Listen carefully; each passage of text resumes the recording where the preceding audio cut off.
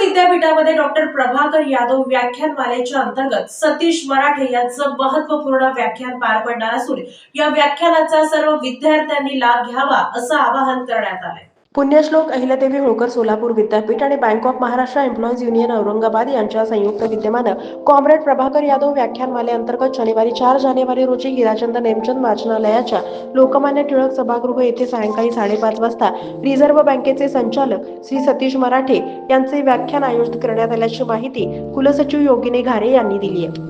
भारत बदलतं अर्थकारण हा त्यांच्या व्याख्यानाचा विषय आहे। पुण्यश्लोक अहिल्यादेवी होळकर सोलापूर विद्यापीठाचे कुलगुरू प्राध्यापक डॉक्टर प्रकाश महानवर हे कार्यक्रमाच्या अध्यक्षस्थानी राहणार असून यावेळी कुलगुरू प्राध्यापक डॉक्टर लक्ष्मीकांत दामा, कुलसचिव Yogini Ghare, bank of Maharashtra employees union औरंगाबादचे chairman Devidas Tuljapurkar, general secretary Dhananjay Kulkarni उपस्थित राहणार आहेत। दरवर्षी कॉम्रेड प्रभाकर यादव व्याख्यानमाला आयोजित करण्यात येते। या व्याख्यानमालेचा मुख्य उद्देश विकसनशील अर्थव्यवस्थेत वित्तीय संस्थांची भूमिका या विषयावर भर देणं आहे। या व्याख्यानमालेच्या माध्यमातून सर्वसामान्य जनतेला बँकेच्या व्यवहारांची माहिती व्हावी या हेतूनं प्रबोधन केलं जातं।